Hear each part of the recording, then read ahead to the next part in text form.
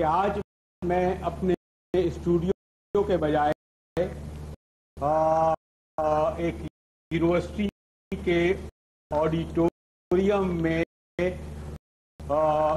ان بچیوں کے درمیان اور اپنے ان محترم مہمانوں کے ساتھ کیا ڈسکس کرنے جا رہا ہوں. عام طور پر تو آپ دیکھتے ہیں کہ حالیہ مہینوں میں ہمارا ایشو سوات اور مالا کنڈ رہا.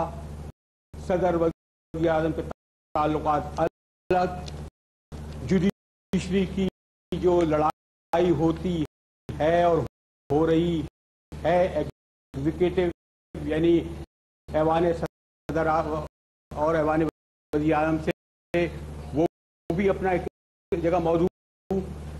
لیکن نیو یارک میں فرینڈز آف پاکستان کا جو اجتماع ہوا اور جس میں کہا یہ جاتا ہے کہ شاید پہلی بار امریکہ کے صدر باراک اوباما اور برطانیہ کے سربراہ گورڈن براؤن سمیت اہم شخصیات نے اس بات کا فیصلہ کیا کہ وہ وقت آ گیا ہے کہ حقیقی معنوں میں یعنی صرف پرکشش وعدوں کے بجائے پاکستان کی امداد کی جائے.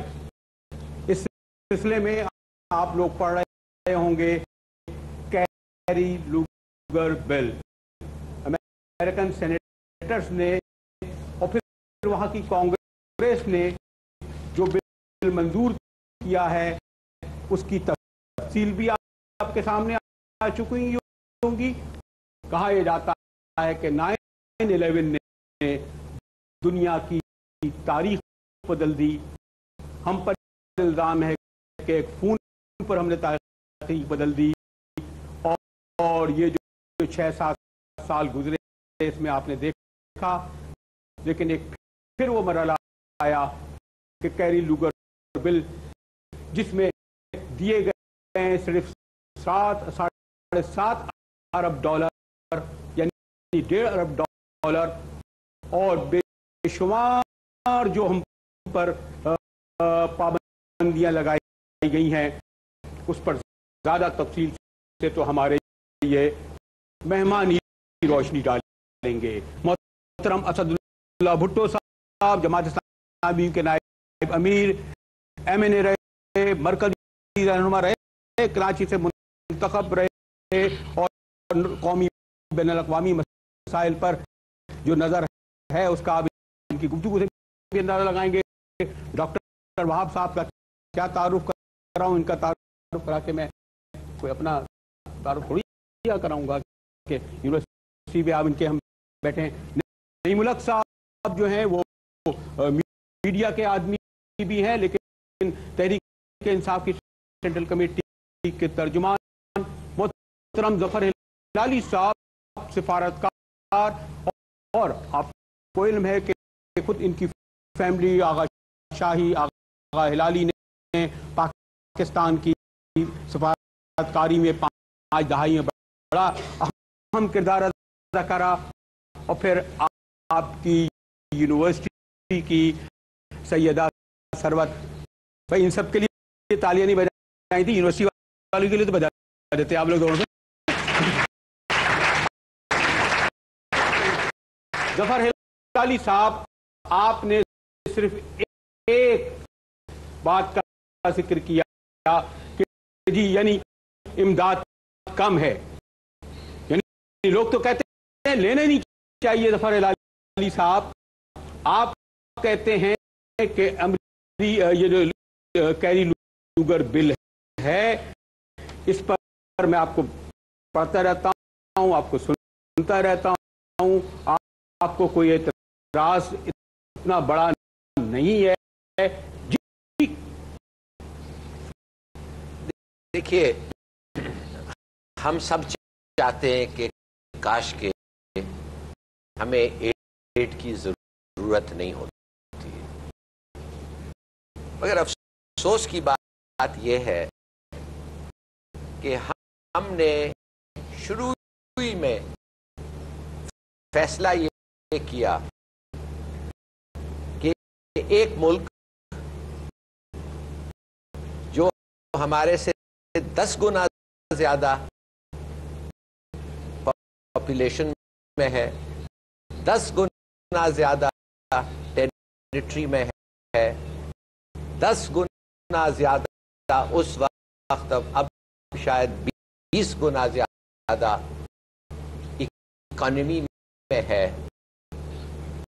وہ ہمارا دشمن ہے اور اس کے خلاف ہمیں ہر سیکریفائس دینا پڑے گا.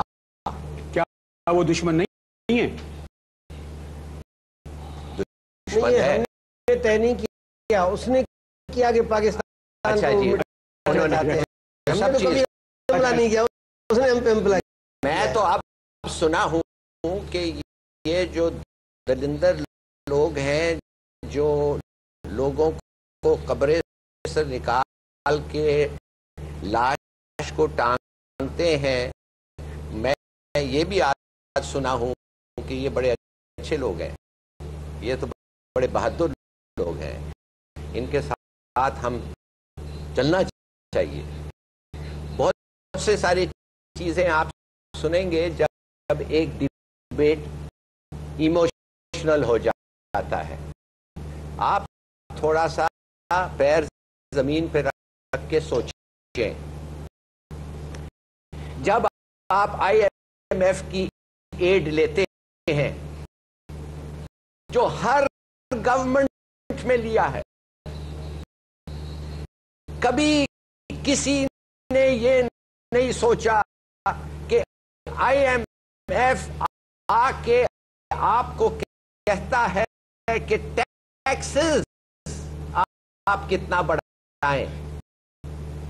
مانے ایک سوورینٹی، ایک گورنمنٹ کی سوورینٹی شورلی یہ ہوتی ہے کہ ہم ڈیسائیڈ کریں کہ کتنے ٹیکسز ہونے چاہیے. نہیں، اگر آپ ان سے ایڈ لیتے ہیں اور ہر حکومت نے دی ہے، آپ ان کے مطابق چلیں، نہیں تو ایڈ نہ لیں. آپ ان سے کہتے، وہ آپ کو کہتے کہ ہمیں وہ کیا کہتے ہیں، وہ جو سبسڈی نہ دے، بند کرو سبسڈی.